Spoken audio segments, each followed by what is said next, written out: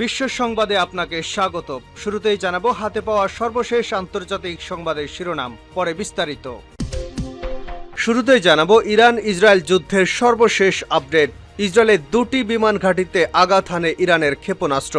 সিরিয়ার কনসুলেট অফিসে হামলার জবাবে ইরানের পাল্টা হামলায় কতটা ক্ষতি হয়েছে ইসরায়েলের, সেই প্রশ্নের জবাবে জানা গেল ইরানের ছোড়া অন্তত 9টি ব্যালিস্টিক ক্ষেপণাস্ত্র ইসরায়েলের অ্যারো-3 আকাশ প্রতিরক্ষা ব্যবস্থাকে ফাঁকি দিয়ে দুটি বিমান ঘাঁটিতে আঘাত হানতে সক্ষম হয়েছে।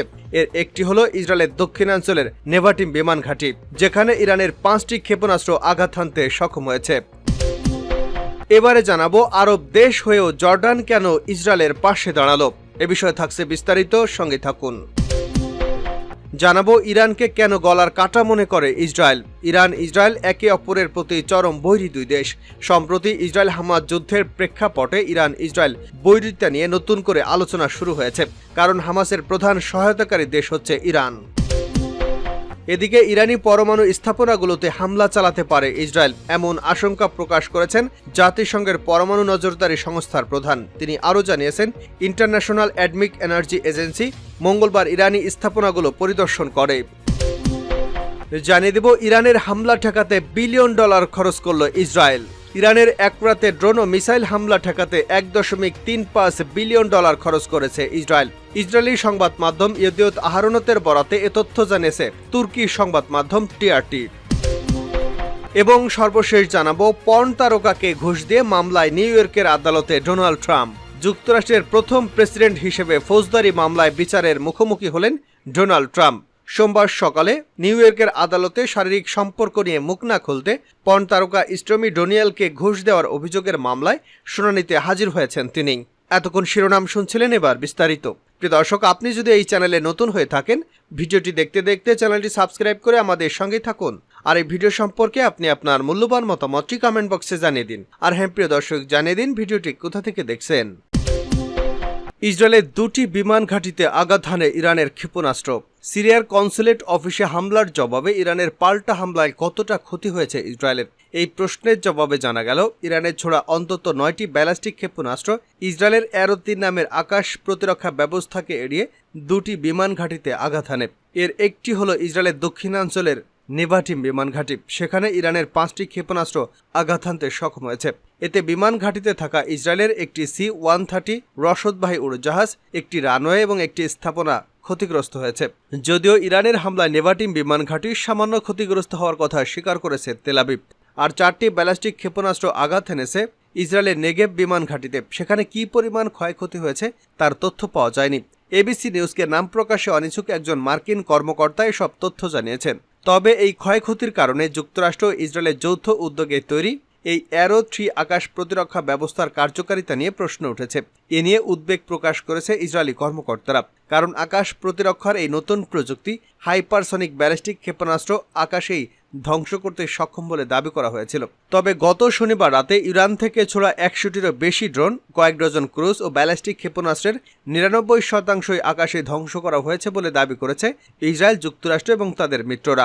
গত 1 এপ্রিল সিরিয়ার রাজধানী দামেস্কে ইরানের কনসুলেটে ইসরায়েল হামলা চালায়। এতে একাধিক ইরানি সামরিক কমান্ডার নিহত হন। এর জবাবে শনিবার ইসরায়েলের ভূখণ্ডে 3 শতাধিক ড্রোন ও ক্ষেপণাস্ত্র দিয়ে হামলা চালায় ইরান।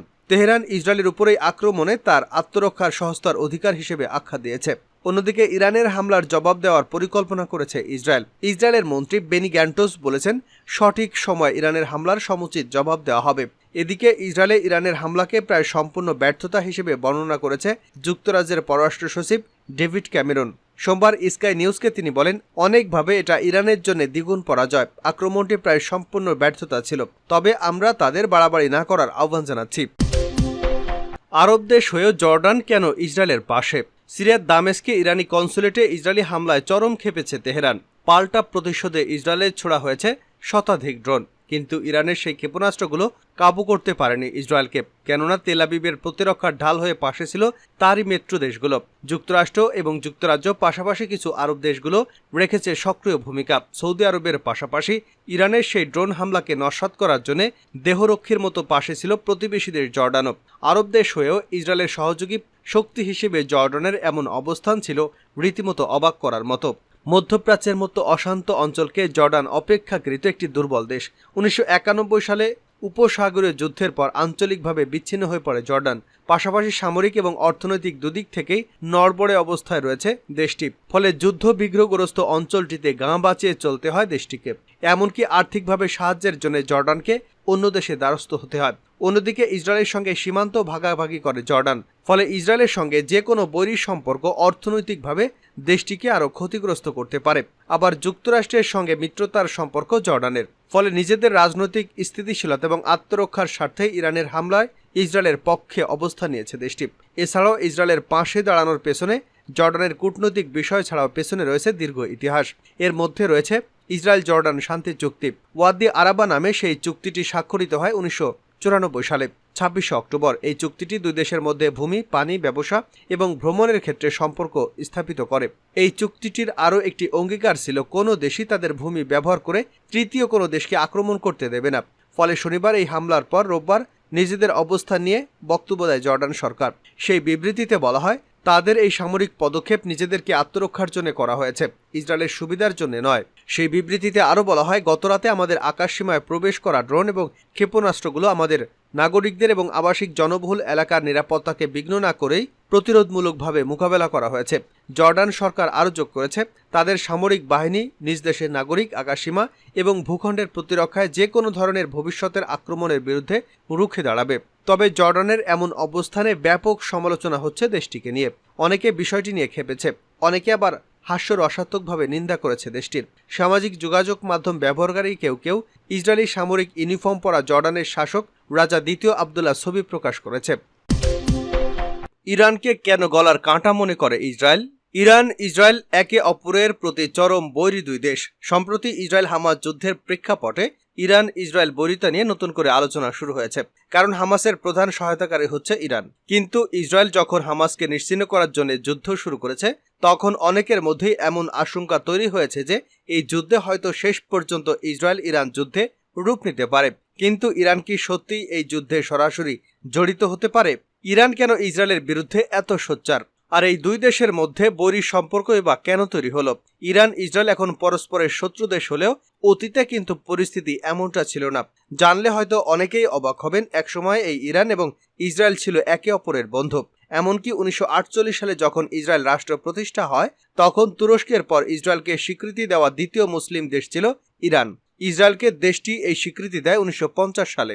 ইসরায়েল ইরানের অস্ত্র কর্মসূচিকে সবসময় হুমকি হিসেবে দেখে আসছে। এমনকি ইসরায়েল ইরানের পরমাণু স্থাপনায় হামলা করার হুমকিও দিয়েছে একাধিকবার। যদিও ইরান দাবি করে তাদের পরমাণু কর্মসূচি অস্ত্র বানানোর জন্য নয়, বরং শান্তিপূর্ণ। কিন্তু সামরিকভাবে ইরানের চেয়ে শক্তিশালী এবং আমেরিকা ইউরোপের সমর্থন সত্ত্বেও ইসরায়েল কেন ইরানকে হুমকি মনে করে? ইরানকে আসলে ইসরায়েলের জন্য হুমকি? মেইর লিডভেক তাই মনে করেন। এর কারণ হিসেবে তিনি ইসরায়েলকে ছোট আয়তনের কথা বলেছেন। তিনি বলেছেন, দেখুন, ইরান ইসরায়েলের চেয়ে আয়তনে অনেক বড় এবং জনসংখ্যায় ইসরায়েলের 10 গুণ হবে। ফলে ইরানকে একটা যুদ্ধের মাধ্যমে মানচিত্র থেকে মুছে ফেলা সম্ভব নয়। তিনি আরও বলেন, কিন্তু একটা বড় যুদ্ধে অস্তিত্ব ধরে রাখার জন্য ইসরায়েল বেশ ছোট দেশ, এর জনসংখ্যাও কম। এছাড়া ইসরায়েলের মিসাইল ডিফেন্স সিস্টেম আছে, কিন্তু সেটা ইরানের সর্বাত্মক মিসাইল হামলা ঠেকানোর মতো যথেষ্ট নয়। মেইর লিডভেক বলেন, সবচেয়ে বড় কথা হচ্ছে ইরানের মতো একটা দেশ যখন ইসরায়েলকে মানচিত্র থেকে মুছে ফেলার ঘোষণা দেয় এবং সে দেশ যদি পরমাণু অস্ত্র বানিয়ে ফেলে, তাহলে এই ভয় থাকবেই যে সে এটা কোনো একদিন ব্যবহার করতেও পারে। ইরানি পরমাণু স্থাপনায় হামলা চালাবে ইসরায়েল। ইরানি পরমাণু স্থাপনাগুলোতে হামলা চালাতে পারে ইসরায়েল, এমন আশঙ্কা প্রকাশ করেছেন জাতিসংঘ পরমাণু নজরদারি সংস্থার প্রধান। তিনি আরও জানিয়েছেন, ইন্টারন্যাশনাল অ্যাটমিক এনার্জি এজেন্সি আজ মঙ্গলবার ইরানি স্থাপনাগুলো পরিদর্শন করবে। ইসরায়েলি সামরিক প্রধান সোমবার জানিয়েছে, গত শনিবার ইরানি ড্রোন ও ক্ষেপণাস্ত্র হামলার জবাব দেবে তার দেশ। বিভিন্ন দেশ সংযত থাকার আহ্বানের মধ্যেই ইসরায়েলি সামরিক প্রধান ওই হুঁশিয়ারি উচ্চারণ করেছেন। উল্লেখ্য, গত 1 এপ্রিল দামেস্কে ইরানি কনসুলেটে হামলা চালিয়ে 2 শীর্ষ কমান্ডার সহ 7 জনকে হত্যার বদলা নিতে শনিবার 3 শতাধিক ড্রোন, ক্রুজ ক্ষেপণাস্ত্র, ব্যালিস্টিক ক্ষেপণাস্ত্র নিক্ষেপ করে ইরান। ইসরায়েল দাবি করেছে এসব প্রজেক্টাইলের 99 ভাগই ভূপাতিত করা হয়েছে। আইএসএ মহাপরিচালক রাফায়েল গ্রোসি বলেন, নিরাপত্তা বিবেচনায় ইরান রোববার তার পরমাণু স্থাপনাগুলো বন্ধ রাখে, তবে সোমবার এগুলো আবার খুলে দেওয়া হয়। গ্রোসি বলেন, পরিস্থিতি পুরোপুরি শান্ত না হওয়া পর্যন্ত আমাদের অপেক্ষা করতে হবে। তিনি নিউ ইয়র্ক সাংবাদিকদের বলেন, আমরা মঙ্গলবার যাচ্ছি, এটা আমাদের নজরদারি কার্যক্রমের কোনো প্রভাব ফেলবে না।